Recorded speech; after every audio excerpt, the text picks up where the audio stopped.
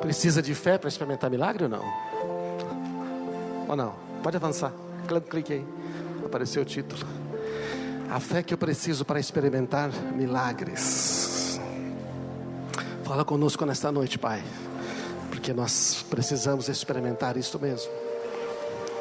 Uma fé que não se baseia naquilo que a gente pode compreender, mas que se baseia em aquilo que Tu podes fazer.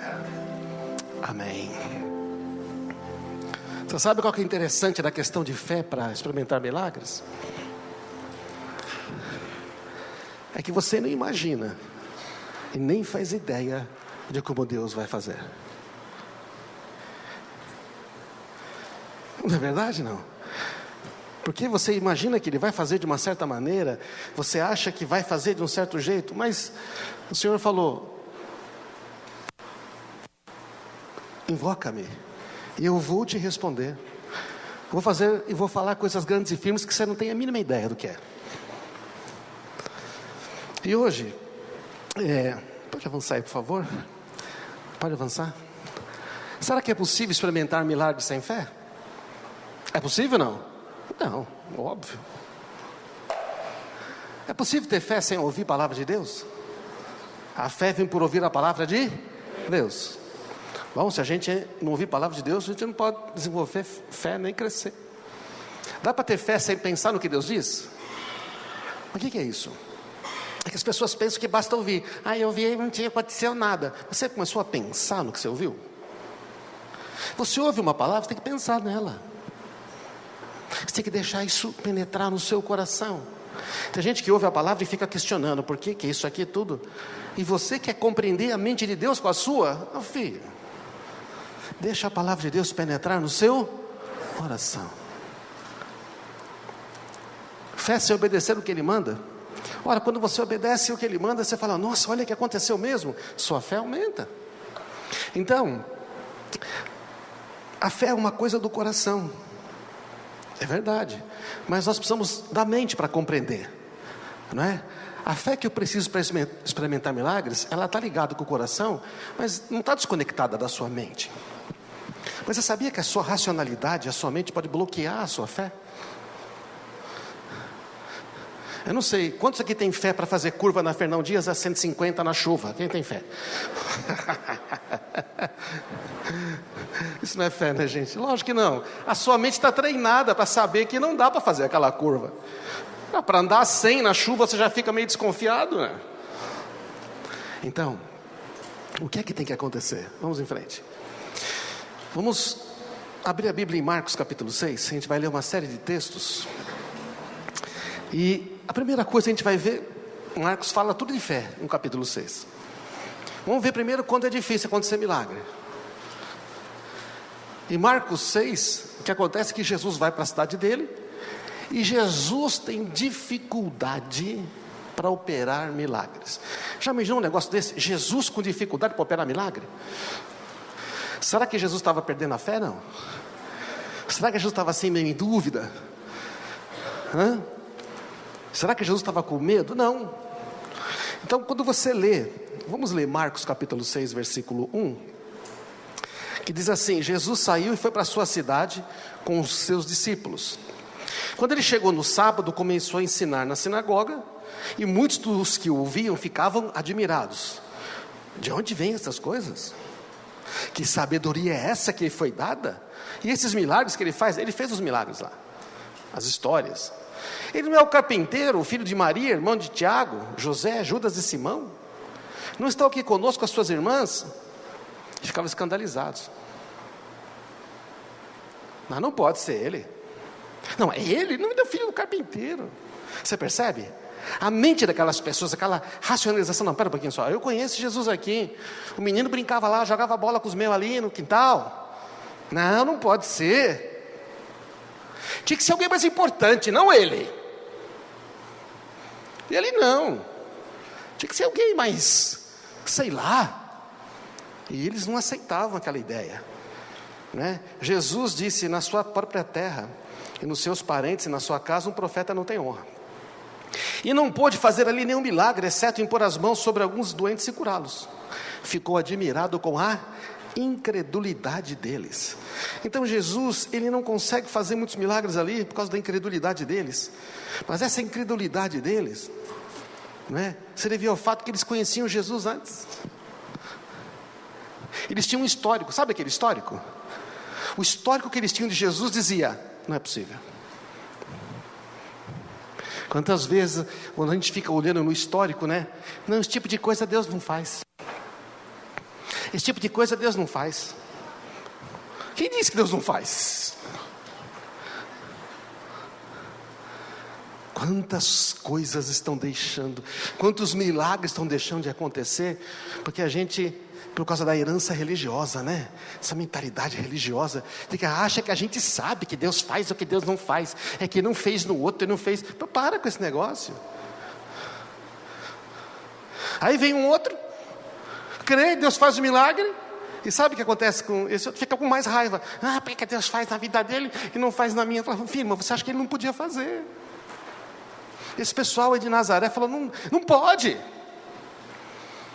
Olha, Jesus não pôde fazer milagres ali, por causa da incredulidade. Era um ambiente onde não havia fé, você entende? Não havia fé. Não havia absolutamente nada de errado com Jesus. Mas aquelas pessoas, a maneira como eles viam Jesus, quando eles, sabe, o histórico. É por isso que algumas pessoas, elas precisam ir em outras igrejas para experimentar milagre. Elas têm que ir em outro lugar. Não, porque aqui não, aqui eu nunca vi aqui o líder de célula orar acontecer milagre. Eu nunca vi o pastor aqui, mas aquele outro, não, aquele faz. Quem é que está fazendo milagre, hein, gente? Quem está fazendo milagre? É o grande poderoso homem de Deus? Não, é o todo-poderoso Senhor Jesus Cristo que está fazendo. A questão está sempre com um homem, que crê ou não. Difícil para a gente entender isso, aceitar na nossa mente. Jesus não consegue fazer milagres na própria terra dele. Vamos ver uma outra situação, onde acontecem muitos milagres. Se você continuar lendo o texto de Marcos, você vai perceber que Jesus faz uma coisa interessante. Ele, agora no versículo 7, tá? Você tem a sua Bíblia aí, o texto não está aqui, tá bom? É muito texto. Mas Marcos 6, 7, Jesus manda os seus discípulos de 2 em 2.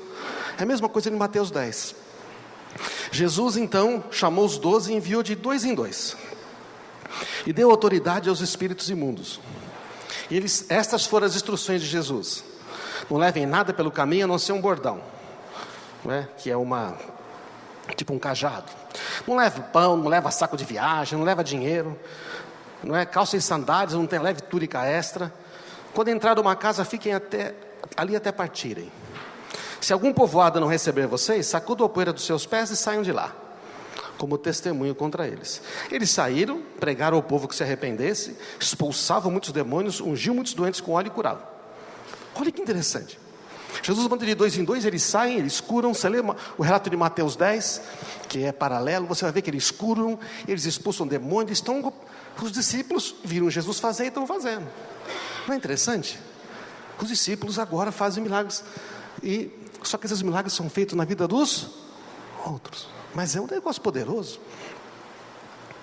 é um negócio interessante. Então esses discípulos agora de Jesus foram, obedeceram, e eles viram vários milagres serem realizados.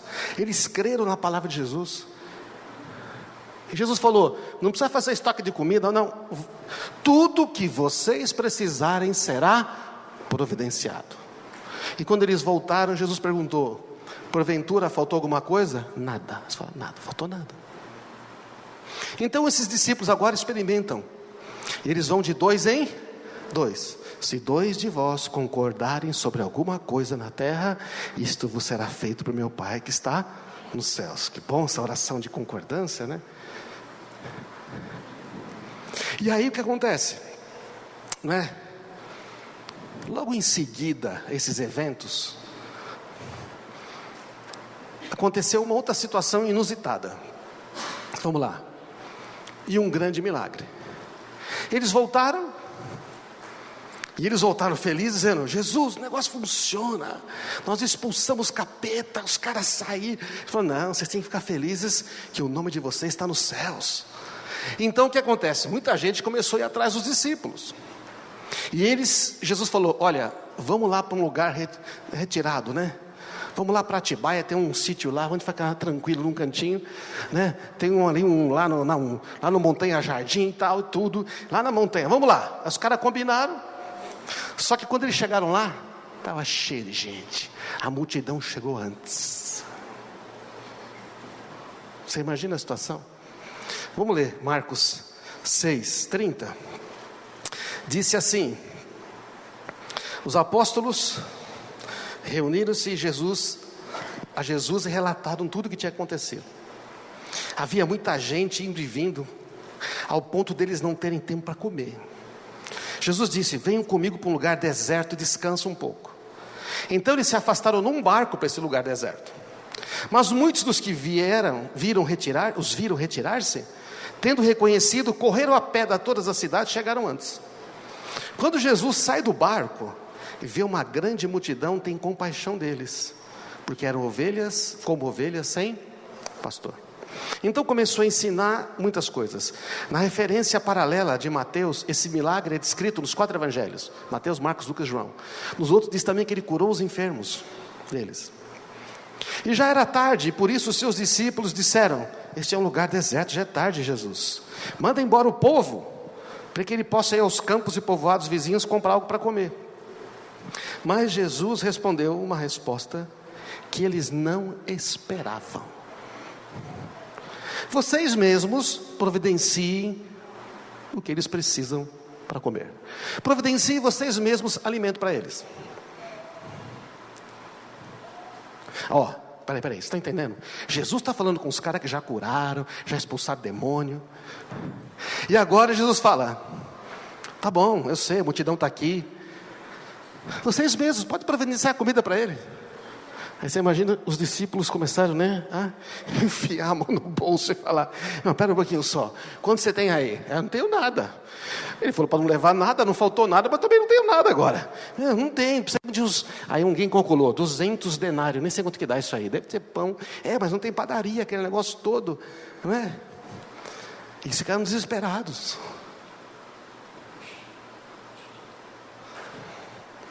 Não é interessante? Eles não tinham visto milagres? Tinham ou não tinham? Mas agora eles têm que... Jesus falou: vocês mesmos têm que prover para a necessidade financeira de alimento dessa turma aí. E eles ficaram perdidinhos.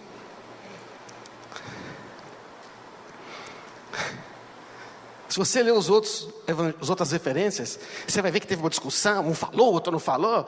Alguém falou: não tem dinheiro para tudo isso aí. Mesmo se tivesse, o outro falou: onde é que nós vamos comprar comida? Porque eles não faziam a mínima ideia do que Jesus ia fazer, certo ou não? Mas João disse que Jesus sabia exatamente o que ele ia fazer. João contando depois, né? Porque na hora ele também não sabia o que ia fazer. João escreve isso depois.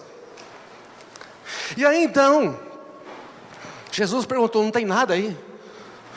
Alguém falou: tem um garoto aí que tem um lanchinho, 5 pães e 2 peixes. Pode trazer. Você sabe a história, né?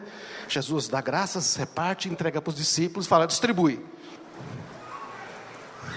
Aí você imagina 12 homens. O pessoal sentou em grupo de 50 e 100 pessoas, né? Aqui mais ou menos, aqui cabe umas 50 pessoas. Aí o Arnaldo vem aqui, Arnaldo. O Arnaldo é um dos discípulos de Jesus. Então aí nós temos 5 pães para dividir em 12 pedaços, né? 2 peixinho. Não era atum não era atum daqueles que você vê os caras pescando, né? Não é atum de 20 que aparece na televisão, os caras pescando $20 mil. Não era isso, não. Era peixinho. Era para pôr no meio do pão e... né? Aí dou para você um pedaço de pãozinho assim, um tequinho de peixe. Falo: tá vendo aqueles 50 ali? Distribui para aqueles 50. Você imagina o negócio como é que é, não? Mas assim, Jesus mandou, eles foram. Obrigado, Rodês. Mas não, só para você ter uma ideia do desespero. Olha as caras de fome da turma, na verdade. Não, mas eles não estão com fome que tomaram um lanchinho. Tomaram um lanchinho? Vocês tomaram um lanchinho à tarde? Comeram? Não comeu ainda? Os caras que comeram até demais. Então... E aí o que acontece? Só que eles estavam o dia inteiro sem comer. Você imagina? Não é verdade, não? Bom, o que acontece é que todo mundo comeu. Porque na medida que eles foram repartindo, foi multiplicando. E quando Jesus manda recolher, sobra 12 cestos. 5.000 homens, sem contar as mulheres.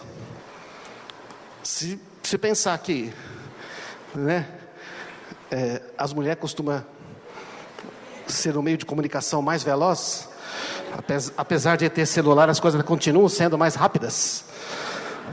Aliás, mais rápidas no celular, entendeu? Outro dia tinha uma amiga nossa que eu falei que ela estava batendo no celular. Eu falei, vai trincar a tela. A unha assim. Devia ter umas 15.000 pessoas. Todo mundo comeu. Agora, você percebe o que está acontecendo? Terminando o texto aqui, né? Versículo 42, todos comeram e ficaram satisfeitos. E os discípulos recolheram 12 cestos. Então assim, esse negócio demorou um certo tempo, né? Para alimentar toda essa turma. É lógico que, não é? Um foi dando um pedaço de pão para o outro. Eu não sei como é que o negócio multiplicava, mas assim, mas multiplicou. Agora, acontece uma outra situação. Antes disso, volta. Nessa situação aí, você percebeu? Que enquanto os discípulos tinham que cuidar de outras pessoas, na questão espiritual eles estavam tudo bem? Porque para expulsar demônio e curar enfermo é uma questão espiritual. Para nós a enfermidade não é mais questão espiritual, mas para eles na época eles não tinham remédio, eles não tinham nada. A crença geral é que realmente a enfermidade era espiritual, e de fato é espiritual. Então eles expulsavam o demônio e curavam as pessoas. Mas na hora que eles tiveram que pôr a mão no bolso, nós não temos dinheiro, nós não temos pão. Então enquanto a coisa estava no nível espiritual, eles tinham fé. Na hora da provisão material não tinham nada. Porque eles nunca imaginaram que Jesus pudesse trazer provisão material. Você percebe um negócio interessante? Pois ele falou que não era para levar nada. Não, é lógico, ele falou que nunca ia faltar. Mas agora é diferente, é comida, mano, é comida. De onde vai vir a comida? Onde ele vai brotar o dinheiro? Essa preocupação com a provisão, não é verdade? Não. Essa provisão com o pão. Na mente dos discípulos não tinha aquela ideia, como é que vai surgir comida? Como é que vai aparecer dinheiro? Mas mesmo que aparecesse dinheiro, onde que a gente ia arrumar comida? Vocês estão entendendo o que eu estou falando, irmãos? Eles não conseguiam crer, porque eles estão vendo a situação pela mente meramente humana. Embora eles tinham voltado de uma viagem de 2 em 2, que eles tinham visto muitas pessoas serem curadas e demônios saírem. A gente não é gozado? Deus faz milagre na nossa vida, né? Deus faz coisas. Aí quando tem um problema de provisão, a gente... Quer dizer que Deus não vai resolver? Não, espera um pouquinho, você não entende. É que eu não tenho isso, eu não tenho aquilo. Mas eu estou olhando para você. Mas eu não sei como Deus vai fazer. Ele tem que me explicar. Ele não tem que te explicar. Lamento muito te dizer. Deus nem sempre dá satisfação para nós. Sabia disso? Não. Mas Ele sempre cumpre a palavra dEle. Amém? Abraão não perguntou, para onde Deus? Não, se o Senhor me der um mapa, não vou. Não, Abraão, você tem que ir para a terra que eu vou te mostrar. Qual? Faz as malas que eu te mostro. Eu vou com você junto. Mas não, nós gostamos de ir sozinho, né? Ainda mais nessa questão de provisão, a gente gosta de nós ter o controle. Hein? Tudo bem, Jesus, me dá o cheque que eu me resolvo. Não tem problema. Eu lembro da história que me lembrei agora. Eu estava lendo de um missionário uma vez. Ele e a esposa estavam indo para a Índia, iam ficar 2, 3 anos. Acho que era a Índia, não lembro agora, detalhes. E aí, quando ele estava para sair, Deus falou com ele, pega todo o seu dinheiro, pega tudo que você tem e dá para aquela família. Ele falou, Senhor, tem um problema. Amanhã eu estou viajando. O Senhor me mandou ir para outro país. Eu tenho que pegar um trem, eu tenho que pegar um negócio, não é? Eu tenho que pegar o outro, e assim, está contado, a dia da passagem, as coisas. Ele falou, então, você... Então, tá bom. Ele foi, pegou o dinheiro e deu para a família que estava necessitada, tudo. E ele chegou lá, então, disse que tinha que pegar um trem até outro lugar, que depois ele ia pegar um barco, não sei, não lembro direito. Mas essa história eu lembro. Aí ele não tinha dinheiro. Só e agora? Deus falou com ele, se você tivesse dinheiro, você ia para onde? Ele falou, eu ia para a estação de trem. Ah, então vai. Ele pegou as malas e foi para a estação de trem. E ele chegou lá, chegaram os irmãos, falou: graças a Deus, alguém vai me dar um dinheiro aqui e eu vou comprar passagem. E os caras abraçaram e deram presentes para ele. Ninguém deu nada, e a passagem era barata. E aí, e tudo, chega na hora e tudo, ele falando: Jesus, eu não tenho, sei lá, como é que vamos dizer? Eu não tenho, não sei, R$25 ou R$30 para comprar 2 passagens para ir para São Paulo. Eu estou aqui na rodoviária, mas não tenho dinheiro. Os caras me deram presente, me deram roupas, eu precisava de R$30 que eu precisava comprar passagem, eu não tenho nada. E aí o senhor falou com ele: se você tivesse o dinheiro, onde você estaria agora? Eu estaria na fila para comprar passagem. Ele falou: vai para a fila.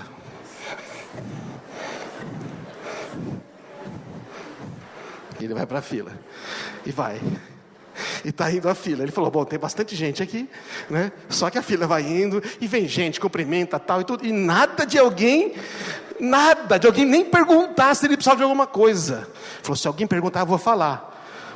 Mas ele aprendeu que ele não podia pedir alguma coisa a menos que Deus falasse ou se alguém perguntasse.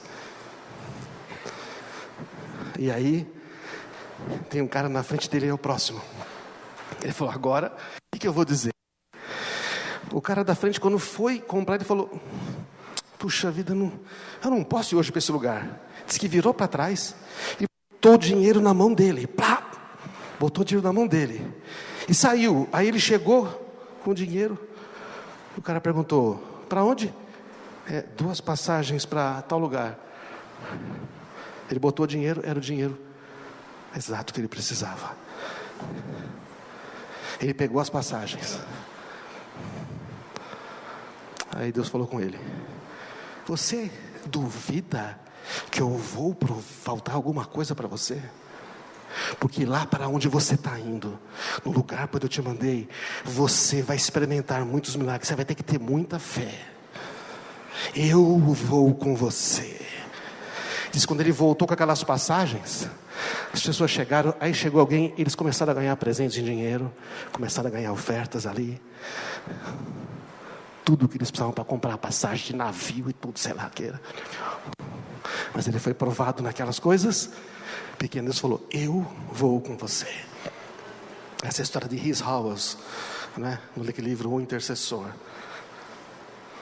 Sabe, irmãos, pode deixar antes, estou tranquilo, respira. Ele vai fazer de um jeito que a gente não imagina. Aí os discípulos têm essa experiência poderosa. Agora sim, tem uma outra situação. Jesus manda eles agora atravessarem um lago. Pode atravessar o lago? Vai na minha frente. Ele vai orar. Jesus despede a multidão, vai orar, sobe no monte. E os discípulos pegam o barco, começam a remar. E aquele vento, aquela coisa toda, aquela tempestade. Você sabe qual é a história dessa, né? É a história de Jesus andando sobre as águas. Mas o que acontece? Eles estão numa situação pessoal muito difícil. Quer ver? Vamos lá em Lucas 6, versículo 45, desculpe. Marcos 6, 45. Logo em seguida, Jesus insistiu com os discípulos. É que eles não queriam. Mas só não vai junto? Nós vamos sozinhos? Vão vocês. Jesus insistiu para eles entrar no barco e fosse adiante dele para Betsaida, enquanto ele despedia a multidão. Tendo despedido a multidão, subiu ao monte para orar. Ao anoitecer, o barco estava no meio do mar. Aqui é o lago de Genezaré, né? E Jesus se achava sozinho em terra. Ele viu os discípulos remando com dificuldade, porque o vento soprava contra eles. Alta madrugada, umas 3 horas da madrugada, Jesus dirigiu-se a eles andando sobre o mar, e já estava ali passando do lado deles. Você imagina a situação? Você está remando, o barco parece que vai afundar, e Jesus está... E aí? Tudo bem, gente? Jesus está andando do lado deles e não ia entrar no barco não. Jesus ia seguir em frente. Eu acho interessante Jesus, sabe? E os discípulos estão ali no barco, desesperados, e o que vai acontecer? A coisa não vai. E quando eles olham Jesus, o que eles falam? Ô Jesus, tudo bem? Por que não respondeu o WhatsApp? Estamos te chamando aqui numa dificuldade. Eu sei que o senhor desliga a rede social para orar e tudo mais, mas o que eles fizeram? Eles deram um berro. Meu Deus, é um fantasma. Ficaram aterrorizados. Olha aqui o texto. Quando viram andando sobre o mar, pensaram que era um fantasma e gritaram. Um monte de 12 machos gritando no barco. Mas um negócio desse. Você imagina a cena? Ai, meu Deus, não dá para imaginar um treco desse. Se tivesse filmado, era vergonhoso. 12 pescadores, aqueles caras gritando no mar.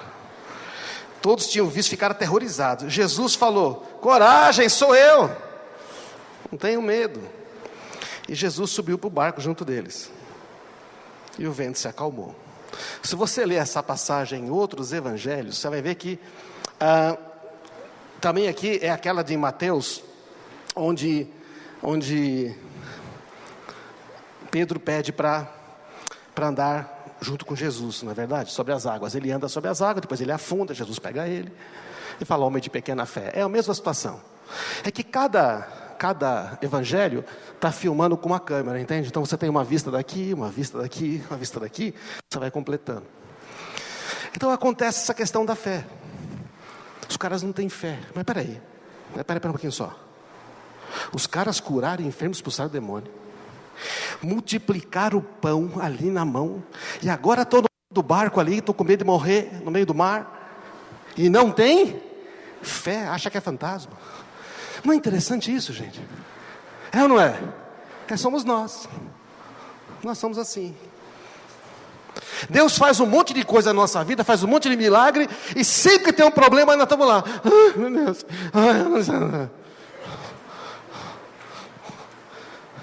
Só eu faço isso, não? Não, dois. É eu, a Ana. Está começando a aumentar. Graças a Deus. Mas será que é isso? É para viver dessa maneira? Essa é a fé que produz milagres. Sabe, o Senhor está ensinando para os discípulos. Ei, presta atenção. Ei. Agora tem um segredo aqui. Volta um pouquinho. Volta. Uma situação. Eles precisam de fé para eles mesmos. Primeira situação, precisava de fé para coisa espiritual dos outros. Tranquilo. Depois precisou de fé para suprir necessidades dos outros. Envolve dinheiro, botar a mão no bolso. Agora eles precisam de fé para eles mesmos. E na hora que eles precisam de fé para eles mesmos, é quando eles têm mais medo. É quando eles mais acham que não vai dar certo. Acontece com você isso? Você tem fé para os outros? Não, Deus vai, se é hora. Mas quando chega na sua vez, parece que aquela dor de cabeça nunca vai sair. E quando não é só uma dor de cabeça? Quando afeta a nossa família, a gente é tomado por uma incredulidade bestial. Fala a verdade, um negócio violento, né? Parece que os outros vai dar certo, para nós não. Agora está minha vida, minha família. Já parou para pensar nisso, não? Por que temos essa dificuldade? Eles precisavam de fé para ver a operação de milagres, ver dos outros. Tiveram fé para suprir a necessidade de outras pessoas, até foi. Agora precisava de fé para a vida pessoal deles. E está difícil. Medo. O texto de Marcos fala que eles estavam com o coração endurecido. Olha que coisa interessante. Versículo 51. Jesus subiu no barco para junto deles. O vento se acalmou. Eles ficaram atônitos, perplexos, pois não tinham entendido o milagre dos pães. O coração deles estava endurecido. Eles não tinham entendido o milagre dos pães. O coração estava endurecido. O que quer dizer isso? Pode avançar. Fé para ver milagres na vida de outros, fé para suprir a necessidade das pessoas. Agora a fé para a vida pessoal, essa experiência, mas o coração deles agora estava endurecido. Eles não tinham entendido, eles não tinham compreendido como Jesus estava levando eles. O que é que eles deviam ter feito? Não, nós vamos vencer esse obstáculo. Lembra quando nós oramos e as pessoas foram curadas? Lembra? Quando Jesus fez multiplicar o pão? Lembra? Ele não vai nos deixar agora. Mas eles não seguiram esse raciocínio. Numa outra situação, lembra que Jesus dorme no barco? Mestre, mestre, nós vamos morrer. Jesus levanta e fez bem assim, né? Acabou. Vocês não têm fé? E logo depois eles ficam, porque a questão é a maneira como eles enxergam. Eles não estavam entendendo. Eles estavam focalizando a sua fé. Eles deixavam a sua fé do coração ser afetado pelas suas percepções, pelas coisas ao redor, pelas coisas que estão acontecendo. Ei, percebe isso não? Tendo experimentado tantas coisas. Deixa eu dizer, quantos de vocês Deus fez coisas realmente poderosas? Fez coisas sobrenaturais? Quer dizer que não vai fazer mais? Tanto tempo atrás. Mas pode ser mais frequente, não pode? Vamos em frente. A fé e o coração. João 14:1. Não deixem que o seu coração fique aflito. Creio em Deus, creio também em mim. Olha que legal. Se você deixar o seu coração ficar aflito, você não vai crer em mim. Se você começar a analisar tudo pela sua mente, pela sua racionalidade, por aquilo que você entende, o seu coração vai ficar o quê? Aflito. E você vai deixar de crer em mim. Porque mente e coração estão ligados. Não se turbe o vosso coração, não se perturbe. Creio em Deus, creio em mim. A boca fala do que está cheio o coração. O que a boca tem que passar pela mente, já falamos isso aqui. Só que se na sua mente, em vez de você procurar compreender como Deus está guiando a sua vida, quantas coisas Ele já fez, você fica voltando toda hora, não, acho que não vai dar, acho que agora não vai dar certo. Por quê? O diabo fala assim, tudo bem, Deus te livrou daquela, mas dessa não vai te livrar não. Você não fez as coisas certas, você nem orou direito hoje.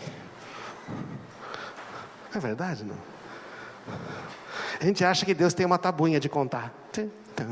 Crédito, débito, crédito, débito, crédito, débito. Deixa eu dizer uma coisa. Jesus fez um crédito tão alto na sua conta que você nem imagina o quanto você tem. Amém?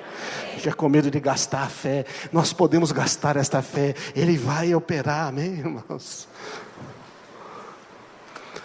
Com o coração se crê para a justiça, Romanos 10:10, com a boca se confessa. A gente só pode crer com o coração, mas a boca tem que confessar. O que esses discípulos estão confessando? Meu Deus, nós vamos morrer, é um fantasma. Quantas vezes Deus já fez milagre na nossa vida, já nos livrou, já provou que nos ama, e nós ficamos repetindo a mesma ladainha, as mesmas coisas negativas. Não vai dar, eu acho que agora não vai. Por quê?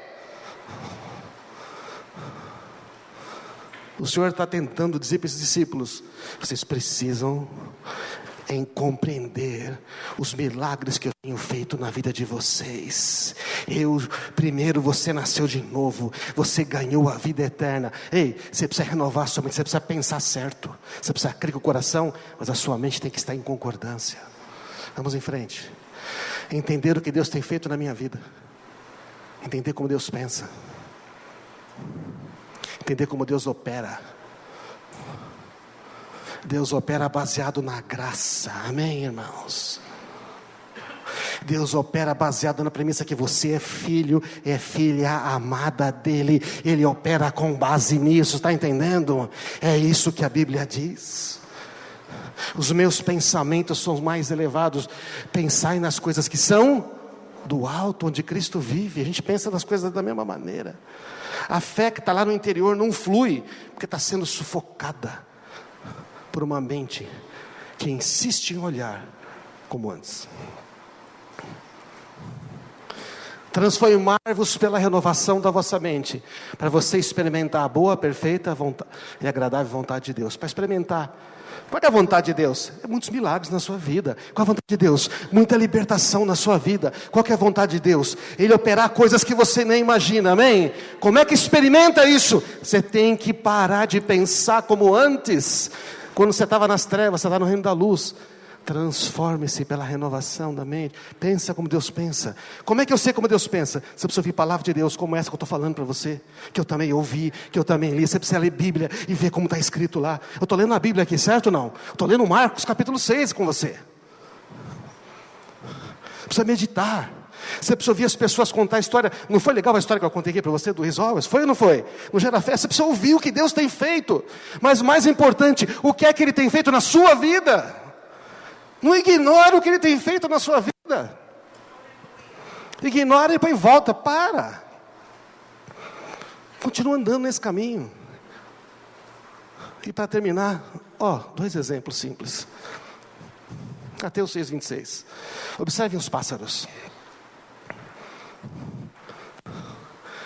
Eles não plantam, não colhem, não guardam alimento, não tem celular, não posta no Facebook, não fica se preocupando com o que falam deles, não tem preocupação de se amanhã vai faltar alguma coisa, porque o Pai Celestial os alimenta, cuida deles. Acaso vocês não são mais valiosos que os pássaros? Olha para o seu lado aí. É um pássaro que está do seu lado, não? Não. É uma gata, é um gato, meu amigo. É um pássaro. Você vale muito mais do que pardal, gente. Se Deus está cuidando dos pardal, não vai cuidar de você. O que esse versículo diz? Pensar de um jeito novo. Deus está, se o Todo-Poderoso não deixa cair um pardal, quem que Ele saiba, será que Ele não vai cuidar da gente? Que Jesus pagou o preço, que morreu na cruz, que ressuscitou. Será que Ele não vai cuidar? Que isso, gente, isso é um pensamento. Para de pensar errado. Amém. Isso renova a nossa mente. Aí quando você tem umas dificuldades, você fala, eu sei. Em vez de falar, meu Deus, como é que vai ser? Onde é que eu vou arrumar tanto dinheiro? Como é que eu vou fazer isso? Você vai dizer, eu sei que Deus é o meu provedor e Ele já tem uma solução. Eu só tenho que ouvir onde que está. A provisão Ele já manda antes, porque Ele é o meu provedor. Amém? Isso é fé. Isso é pensar como Deus pensa. É que a gente acha que ser cristão, que foi ensinado por uma religião meia boca que tem no nosso país, não tem mais problema, é ter tudo perfeito, nada vai dar errado, chega perto da igreja, acha vaga para estacionar.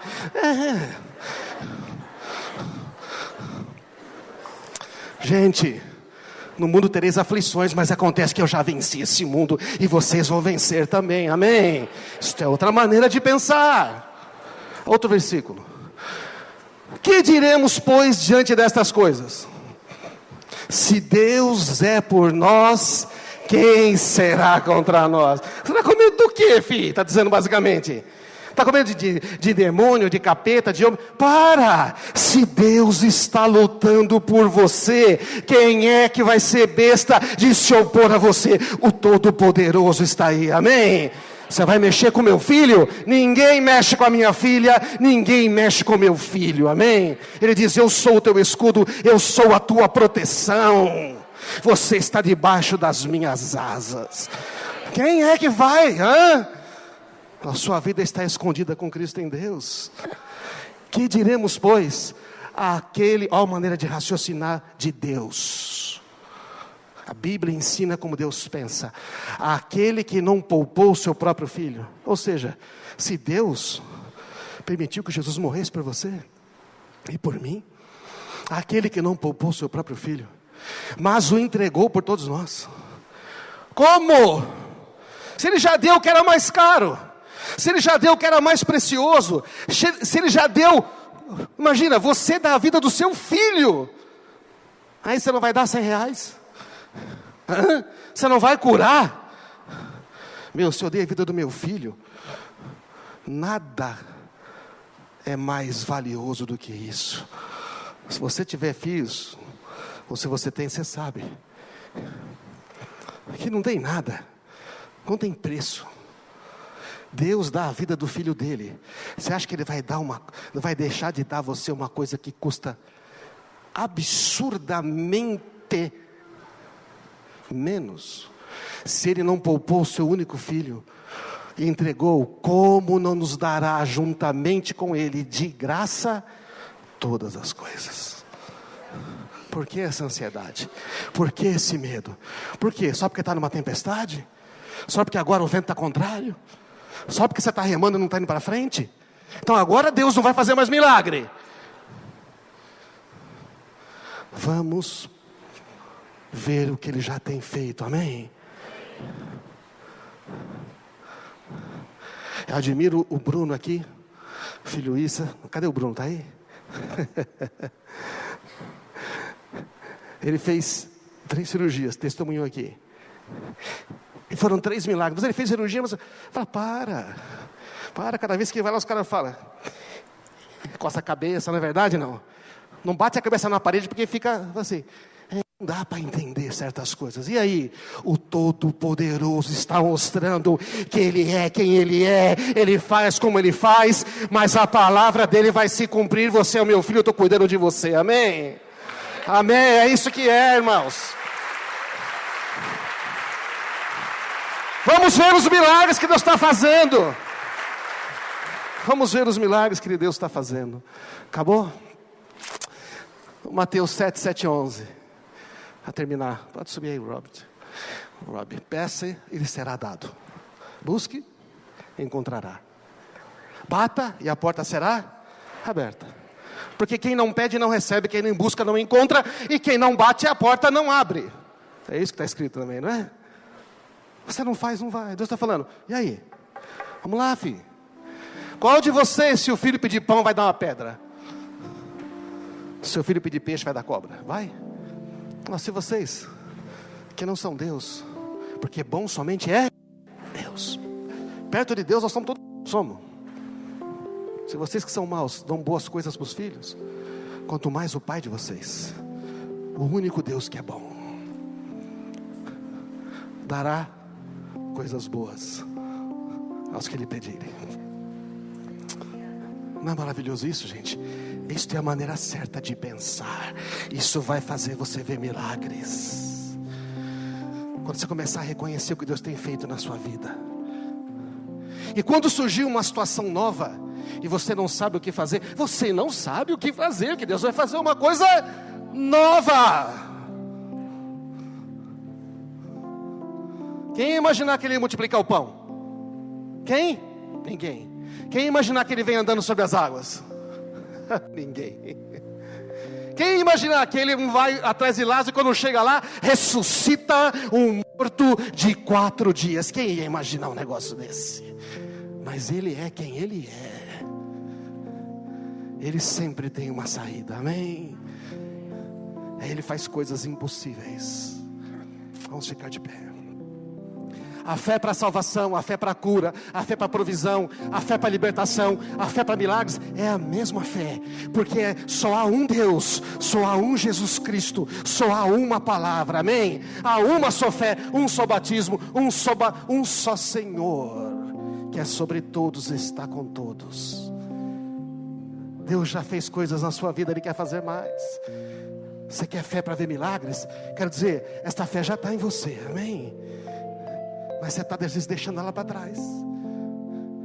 Que Deus já fez na minha vida a prova que Ele vai continuar a fazer milagres. Diga, o que Deus fez na minha vida é prova de que Ele continuará a fazer milagres. Amém? Ele vai continuar. Ele não vai parar. Não deixa seu coração endurecer.